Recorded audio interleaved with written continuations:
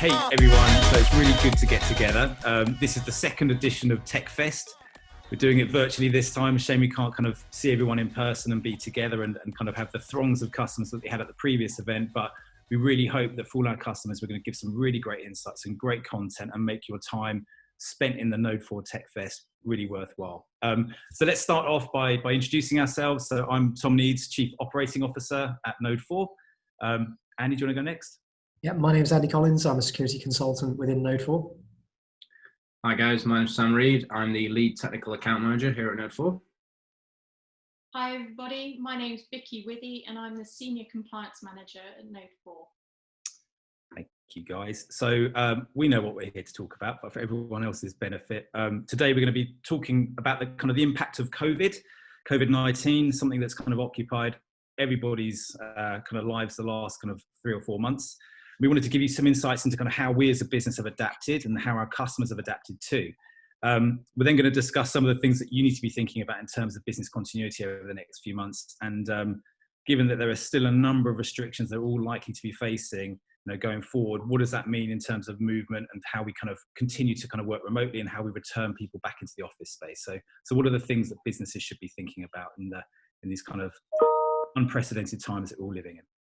So I guess, let's talk a little bit about Node 4, I guess. So kind of how did we adapt to COVID? And I guess if I kind of kick this off, I mean, it kind of it's like been 3 and a bit months now, really. And I guess, at the start of all of this, we could see it happening. You could see the other countries, Italy, France, obviously China beforehand, Iran, etc., kind of really starting to be impacted by this. So we kind of had a view on the world and we kept a view on the world. And kind of, I think one of the key things that we had to do as a team was to one, assemble a form of crisis continuity team. So I kind of self-appointed leader of that team. And that kind of was really formed of kind of key leadership roles from around the business. So basically every kind of person in the leadership position that kind of managed every aspect of our business. So it's quite a diverse team, but it was the essential people that we needed to be on that team to be able to kind of manage us through this crisis. I guess, there were 2 priorities really. The way I looked at it was, one, ensure the kind of the well-being and ultimately kind of productivity of our employees and our customers, and ultimately maintain operational continuity for all of our customers. So it's kind of take care of our customers first, take care of our employees first, make sure that we are ready to kind of serve our customers remotely, and ultimately kind of gear ourselves up to ensure kind of operational continuity for those customers. So they were the kind of the 2 big priorities.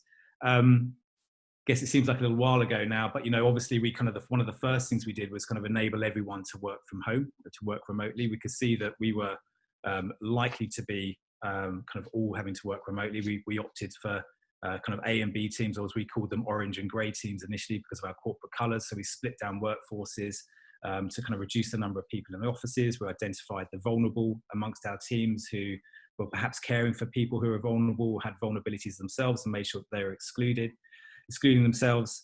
And then we kind of really rallied around to try and understand, what do we need to do to be able to operate effectively entirely remotely?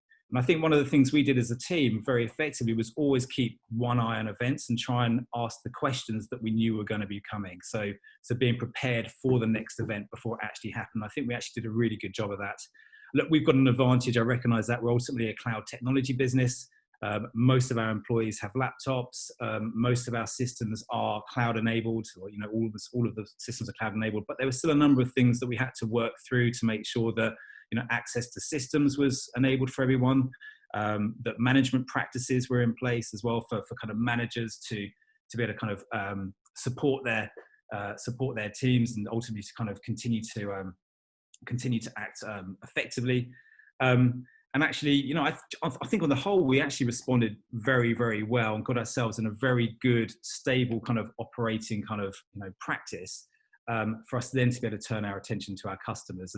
And I think we probably had about 10 days of readiness ahead of most of our customers, I think, which was a real blessing for us, because when customers kind of, started to kind of really feel the impacts of lockdown and the kind of the economic issues that they're facing by kind of, restricted business, we really needed to rally around fast to support those customers. But I've talked a lot. We'll talk more about our customers in a minute. I know Sam, you've got a lot to talk about in terms of how we've helped our customers. But what were the kind of the other things that we did during that time? It was a very kind of busy, kind of crazy 12, 13 weeks, wasn't it? Kind of getting to where we are now. So what other things have we done that I maybe perhaps didn't cover? Yeah, well, certainly certainly as you said there, from a no-fall perspective, I do recall we did a couple of dry runs, which I think were really important. Perhaps to make sure so everyone was instructed to, and it was quite impressive that everyone was very willing to do it and very open about it. So it was a case of I think it was 7:30 on a Thursday. So it just seems to roll into one. But it was like, can everyone try and log in and then try and do something that you'd normally do?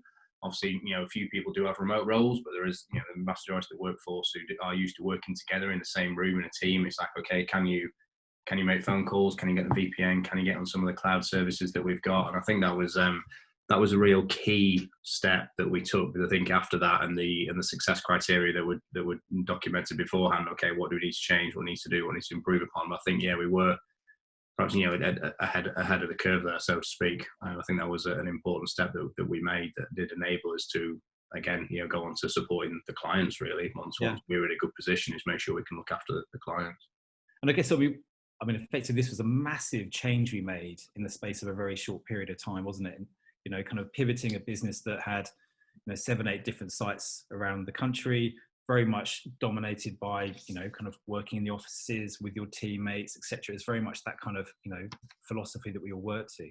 So I think, a big part of this was kind of making sure you're bringing everyone along that journey with you as well. The communication out from the crisis team was really, really important, kind of to make sure everyone felt comfortable, assured we were doing the right things, coming at it from the right angles as well, in terms of kind of their well-being and their families' well-being, and ultimately kind of our customers' kind of sustained operations as well. So I think that if I look back, that was something I think we did very, very well in terms of the business and communicating, and actually out to our customers as well, I guess, in terms of there were certain restrictions we had to put in place almost straight away, in and out of our data centers, for example. We had to kind of restrict that to emergency access and ultimately give our customers who rely upon us for running their IT, which enables their business, giving them the confidence that we were ready to support them throughout this kind of crisis period. So I think that was something that we definitely did well on. But Vicky, what about you with from that kind of early kind of engagements from the crisis perspective? Was there anything that stands out for you?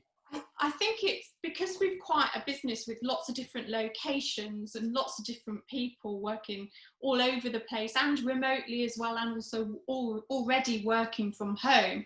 It was understanding what they needed as well, but also from a work perspective in terms of facilities management, like carefully closing down those offices. Yep. And making sure that we, things change very quickly, and even things like getting to work and using public transport were all challenges that all businesses have faced, including our own. Like you said earlier, the capability of the fact that we're an IT company and that we're able to dispense and put our workforce to be able to work from home really quickly was really easy for us. And as Sam said, testing those environments and making sure we had the right capacity management from a network perspective, that those that needed VPN access had it, that we'd got the right level of security in place as well across all of those teams. So we did from a compliance and security perspective, we did a real sweep of our workforce as well to make sure that all of those security controls were in place too. So they're the things that really stood out for me, that we actioned very quickly and very swiftly as part of our continuity. I mean, the security is a really good point, because there were a lot of considerations there early on, wasn't there? So Andy, give us some insight into the things we were thinking about from a security perspective, because there were so many unknowns, weren't there? This was unproven. We thought it would all work. Theoretically everything should work remotely and we could all manage everything remotely, but it definitely was a lot of unknowns that we had to navigate. Yeah, and I think, certainly from the assessments that I'd looked at, I know, the business has got, largely speaking, a distributed, not necessarily distributed workforce, but you have distributed locations. And, the business is already in a position where they're using the tools where I guess it allows the users to work remotely or from different locations. And I think even before, kind of coming to Node 4, I could see that there was a lot of work that had already been done to address some of the security considerations around, some of the platforms that we were effectively using, looking at things like the multi-factor authentication for Office 365, myself working with some of the support teams to make sure we've got defined user asset lists, helping us essentially identify, which systems were coming in and out of the network. The team already had quite a robust endpoint protection set up on the end user devices, which is really helpful because we can largely speaking take control of those assets should we require. The big thing for me was, around the time that it hit, you're seeing the increased vigilance by staff when it came to identifying, suspicious looking emails and things that looked like they could be malicious by intent.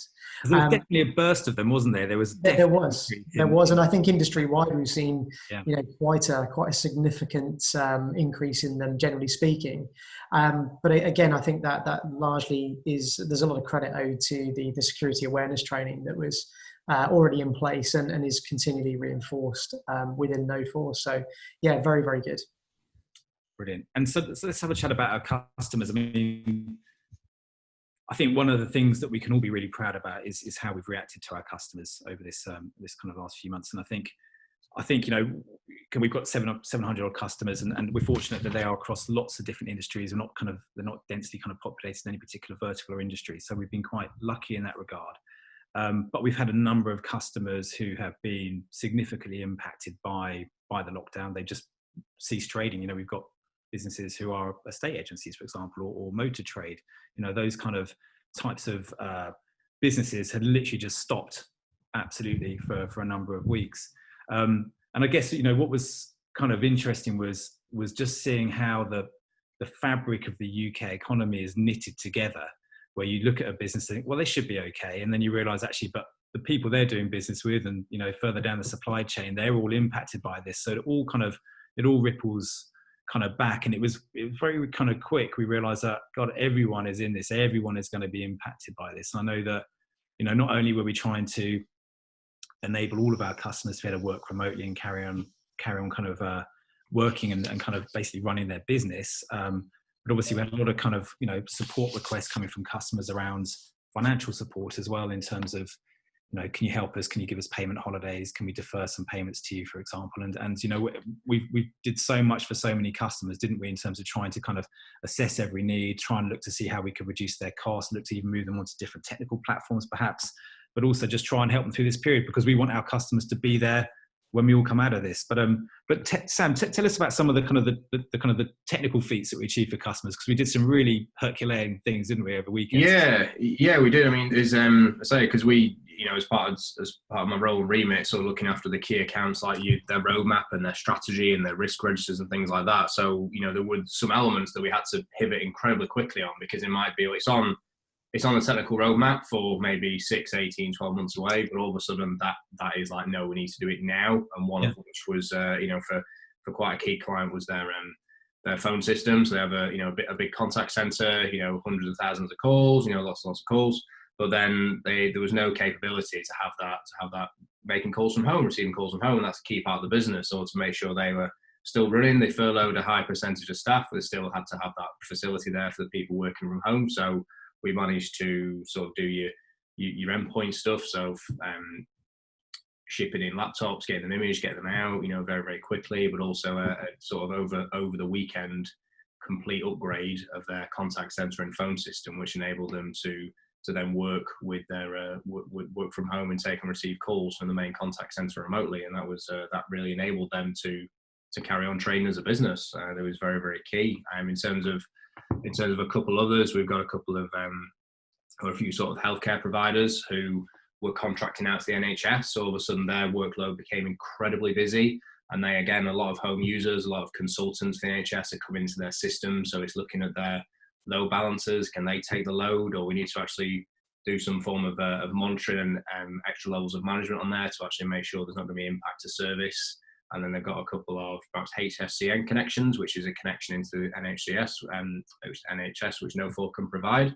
So then we had to do some changes very, very quickly, because they're sort of looking at the hospitals and what services they can do. So again, our teams were able to react quite quickly, and we get a request because of the changing nature of the situation. It wasn't like they've had the information for a while. They were getting it that day and they needed it tomorrow. So we didn't want to be the blocker. So we were helping them very, very quickly to sort of, get that in place and make sure they can keep on running, keep on doing what they're doing. We want to be the facilitator and the enabler and not sort of get in the way of it, really, and able to use that technology. And I think it's done, it's really been with some of the customers, and definitely where it's got slightly different relationships in terms of service we provide, it's making sure that that service will there and then work and they can access it. And then again, it has been that changing nature of the focus of the conversations that we've been having have just changed dramatically. It's gone from, let's look at this in a steady pace, to know that it can go on hold. This piece now that wasn't a priority now becomes front and center, and it's like, right, we need to look at this sort of today.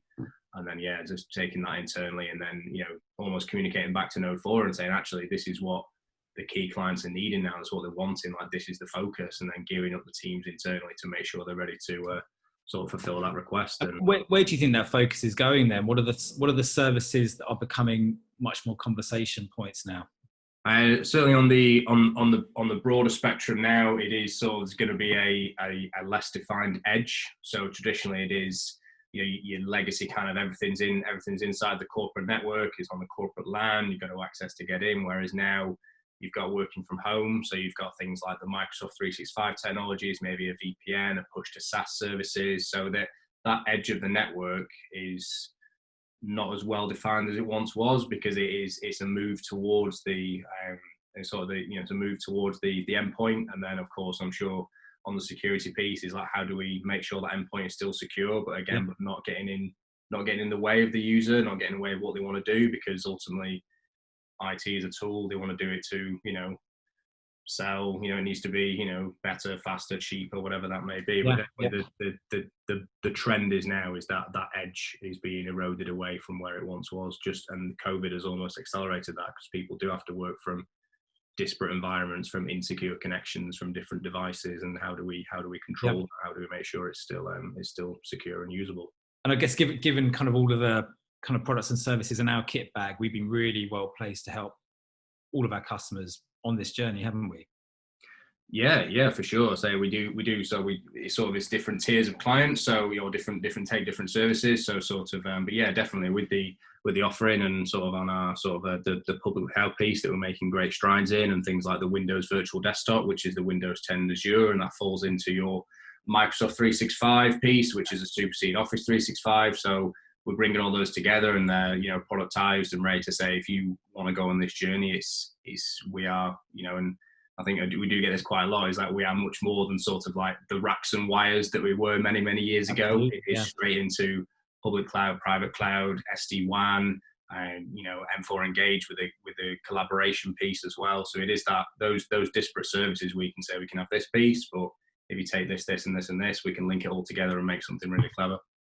Makes something really good. I guess all the while we were kind of seeing kind of increased demand for our cloud-based services, we had to keep an increased kind of look on our capacity, didn't we, as well, and the performance of the platforms. So that was something we kept a very close eye on, wasn't it? Yeah, definitely. Yeah, because we sort of make that transparent to the client. It's a private cloud solution. It is scalable and flexible. In the background, we need to start looking at our own capacity management, as we have done before, and sort of saying, well, actually, no, we need to make sure we've got the best bang for the buck, and we can sort of fulfill those requirements. And of course, we've got plenty of capacity to accommodate for the spikes and stuff, but now we are making sure that we've got that in place to make sure we can accelerate that and keep. Thankfully we didn't have any pinch points, did we? No, not at all. Yeah, thankfully we did. We managed to overcome those, but that's due to the work that the guys are doing in the background and the constant sorts of upgrades and refreshes and things like that. It's sort of fell at the right time. And obviously, public cloud dominates so many conversations these days. And we're fortunate enough to be able to kind of provide, multi-cloud and hybrid cloud services to our customers. But I think it came as a bit of a surprise to many people, if not everybody, that even these behemoths such as Microsoft and Amazon and Google, they actually suffered from their own capacity issues as well. There was definite kind of, you couldn't get certain types of capacity from Azure for quite a few weeks. And I think that was quite interesting actually to see that exposed, because I think everyone's opinion is that they've got this vast, limitless kind of resources, and I know they've got the funds to kind of do whatever they need to do, but it still takes time and planning to actually build out capacity. When there was such a kind of a significant global surge in all of these services, it was really exposed, which I thought was quite interesting too. Yeah, it's exactly right. And we had a number of clients who we are helping them on their public cloud journey. We're always very big advocates of public cloud is very, very good for it. It does very, very well. So sort of like your SaaS and PaaS, if you're going to refactor and use infrastructure as code, but running traditional IaaS VMs, public cloud probably isn't the best place for it. But we had a number of clients still on that journey, and they had to sort of be escalated to the highest echelons of Microsoft to actually get some resource ring fence for them. So these are sort of critical industry suppliers. So it's because Microsoft were again working on a tiered approach where if you're tier one, so NHS or NHS providers, you get it. If you're sort of helping national infrastructure, then you maybe like tier one, tier two. And then, so again, it was definitely, so it did that impression of, there's the infinite capacity, but then I think they got caught out because they run obviously all the services off there. So your Microsoft and Office 365 are all run through Azure. Obviously Teams runs on Azure. Elements like, Xbox Live and things like that. It's all on the Azure fabric. It's not the bits that are exposed to the public, but it's all on that infrastructure. So there was, I think a lot of the cloud providers, public cloud hyperscalers were caught out. It was just like a lot of businesses were really. Yeah, and I think one of the kind of the capacity and performance issues we've all faced. I don't think there's any one person in this country that hasn't faced it, but broadband. Kind of the amount of times every day we each have kind of broadband issues, bandwidth issues, etc. Impacting video calls, perhaps like this. Perhaps I'm going to jinx this now, but yeah, it's just been interesting, hasn't it? It's just exposed all of that, and just how kind of people using broadband in different ways in your own house has an impact on your ability to work. And I think, ultimately we've all got, not many schools have gone back fully, or probably won't go back until September now. So we've got this continued problem of all working on the same connectivity at home, which is ultimately everyone's gateway into life now, isn't it? Whether it's schooling or whether it's work. Yeah, that's exactly it. And then also to extending away from that is the working environment as well. So we can see on here we've all got our like backgrounds in, but you've seen some different backgrounds, and people are just trying to make it work. They're trying to do that work, and I've got it's like a decent chair, decent desk, that does make a difference. But if you sat at the dining room table for sort of 3-4 months on end, then that is it does make it. Or if you're used to the luxury, but a lot of people know for a go, so like 2 or 3 screens, but then you go back from that to like a laptop screen, all of a sudden you feel like you've had that taken away from you, and then you turn to do all your work on a laptop screen. So it does have those, as well as the connectivity in the house, the other members of your household and things and stuff. It does have that knock-on effect, doesn't it? Yeah, it does. And I guess looks like things are loosening up now. Things are starting to return to normal. We've certainly seen a number of customers kind of returning back to some kind of semblance of normality, although we're kind of a long way from that.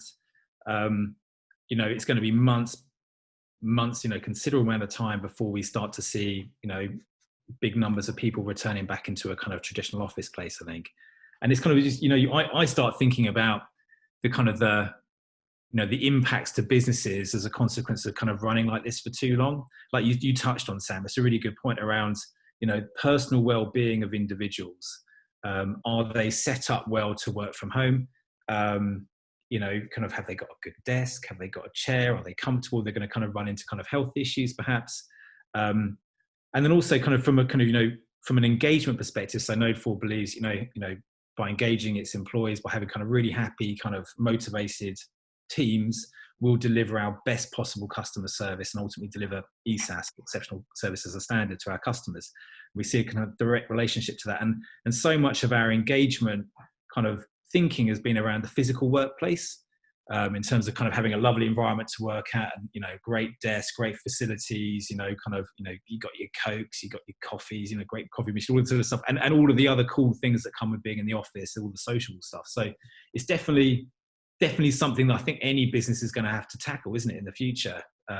Just to think about, how do you engage people in a new way where most people, may be working remotely. But what are the other things? And Andy, what, from a security perspective, as we started to kind of live in this world of restricted movement and, continued remote working, what are the things that we need to be thinking about now? Because we work very fast to sort things out, but there's stuff that we need to be thinking about going back and doing kind of more strategically.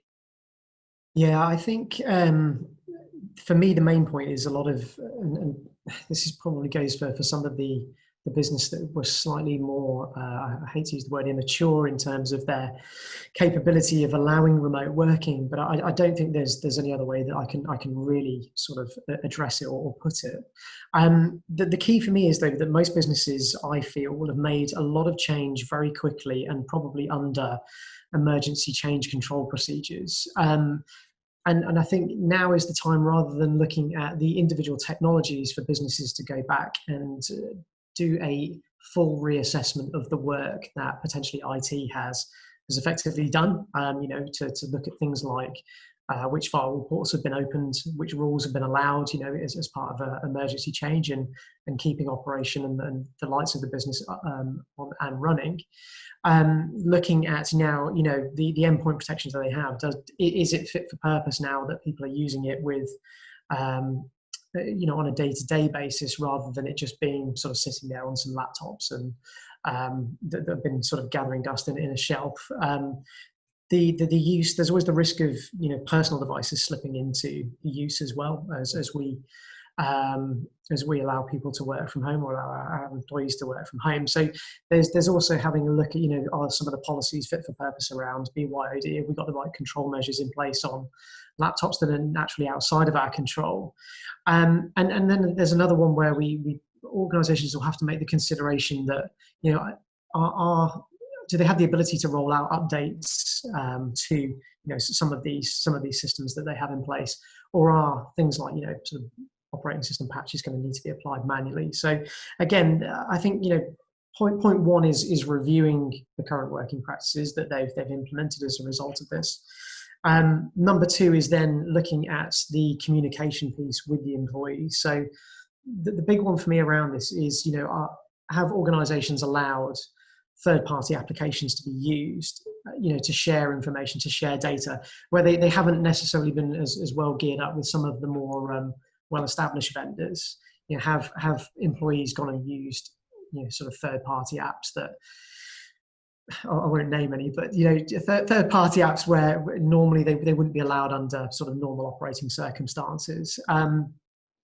Again, making sure that communication is constant about the sort of the scams and the phishing emails and the phishing attacks that are going on, specifically the ones that are targeted at home working, because there's a lot of them at the moment, and then keeping that communication going by the security teams, making sure that there's that continual level of awareness. And for me, that's really the starting point, rather than looking at the individual specific points of technology.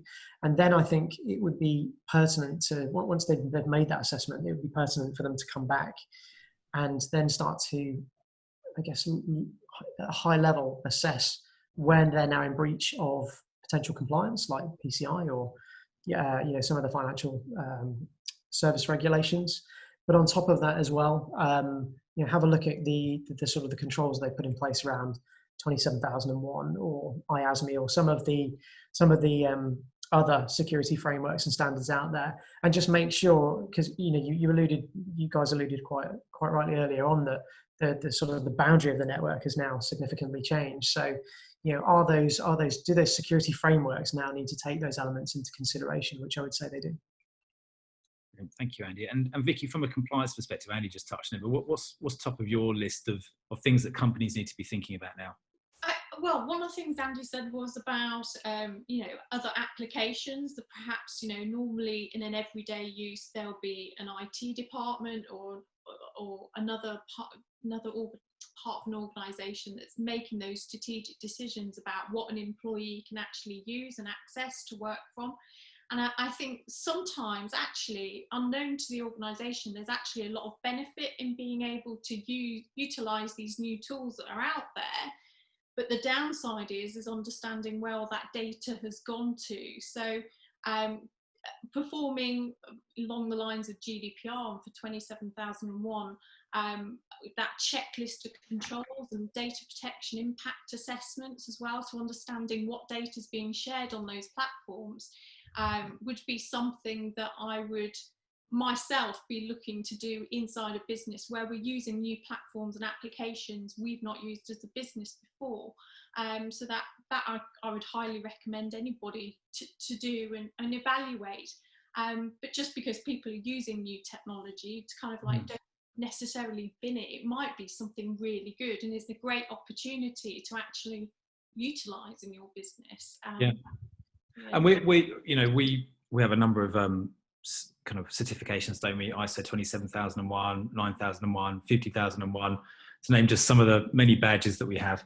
But do you think any of those standards will need to be changed as a consequence of these working practices that we all...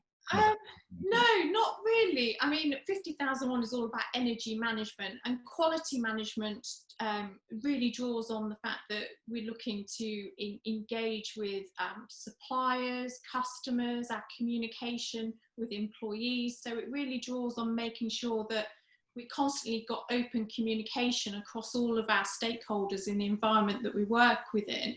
And then for a 27001 perspective, again, I don't see anything of that actually changing. I think the one thing Node 4 has come out of this is that we are stronger. We've looked at our own processes ourselves and we've gone, okay, these are good, but we could make them even better and more resilient for the future. And one of the things that we're doing, although it does include it in ISO 27001 from an information security management perspective, is the business continuity element, and actually developing that standard,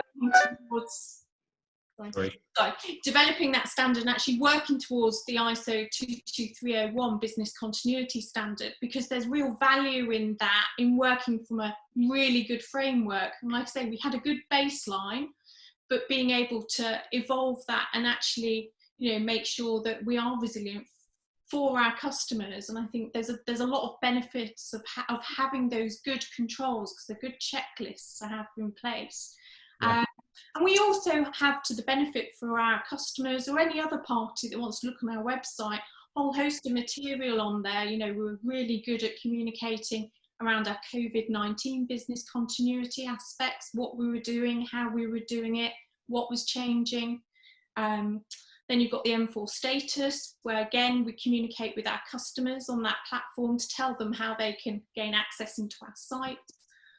So again, that checklist is what you need to give you a framework really to operate from a compliance perspective anyway, to make sure you adhere to other regulations that you need to comply to, like GDPR or PCI for FSA.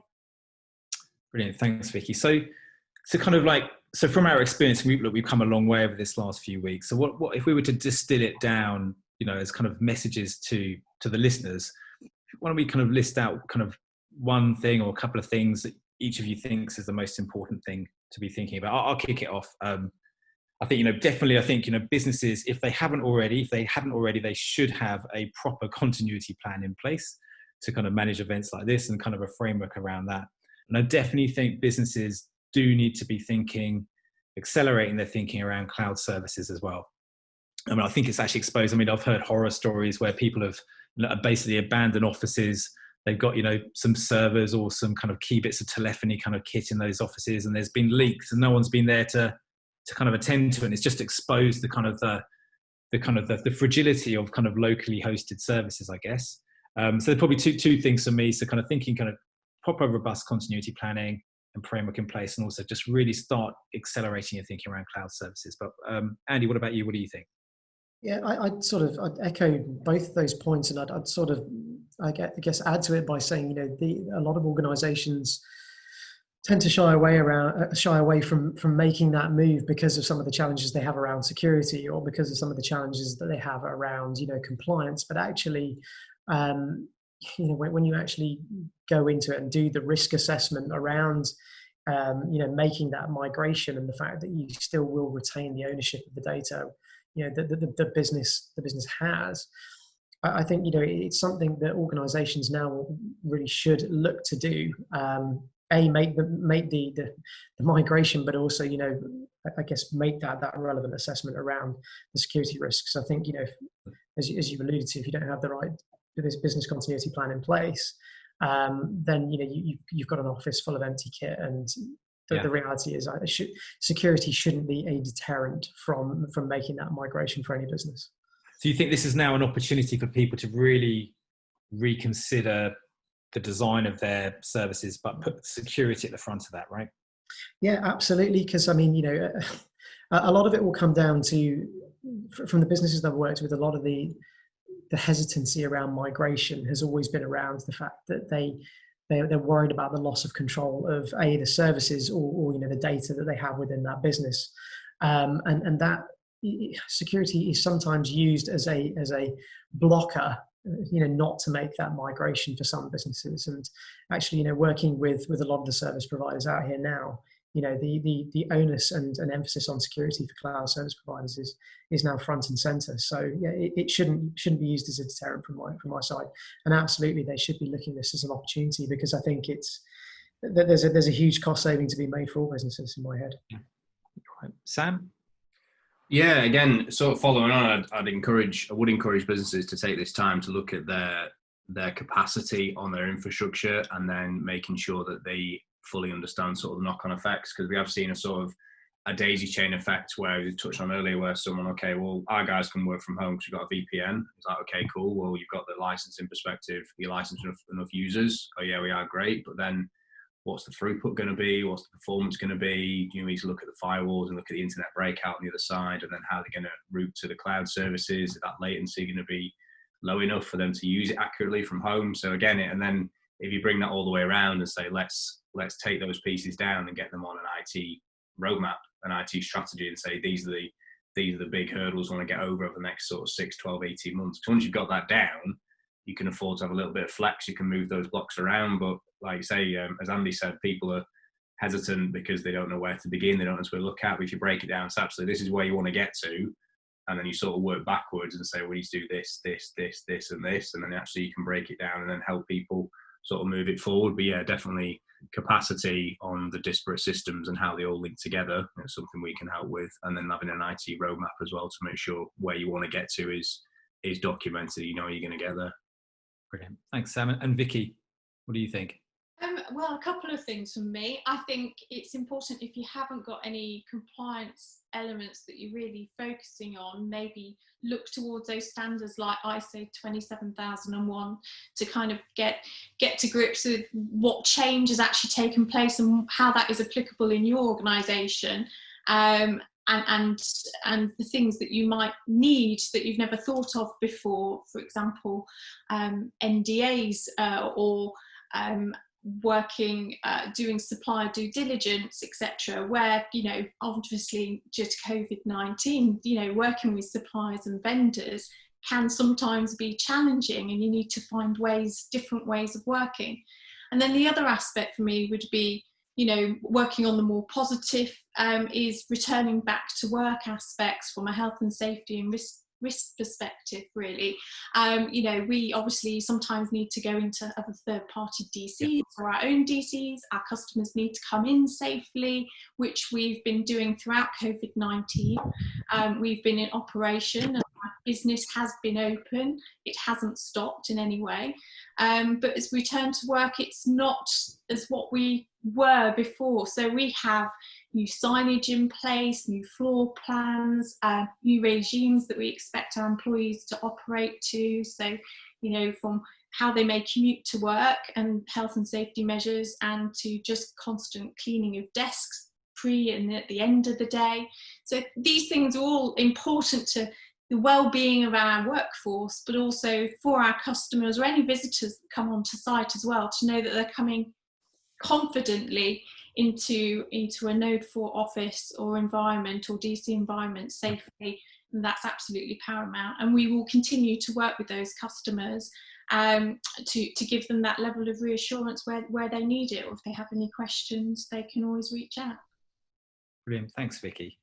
Gosh, that was a really interesting conversation, guys. Thank you for your time. I think we kind of probably covered a lot more than I thought we were going to cover, but it's kind of very wide ranging. We talked a bit about Node 4's own experiences in terms of kind of readying to work remotely and getting ready to set up, and talked about many of the things we're doing to help our customers kind of from a technical perspective, and how we're now using that as an opportunity, and so other customers to really think about the future and how they can kind of kick on their own IT strategy and roadmap, which I think has been really interesting. Continual themes throughout all of this are security has to be thought about first and foremost.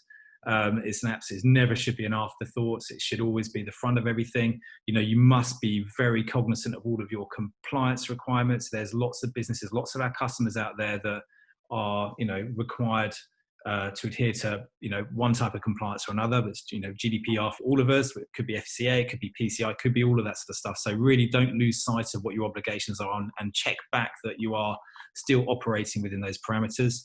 Sam, you talked a lot about the kind of the technical wonders we helped our customers with, and the more stuff we're doing. And ultimately, this is just accelerating so many customers on their journey kind of into multi-cloud, hybrid cloud, but basically cloud services, whether that's them hosting stuff in our data centers or into a more kind of public cloud arena. But that is definitely the direction of travel here, and will ultimately allow people to kind of work wherever they are geographically dispersed.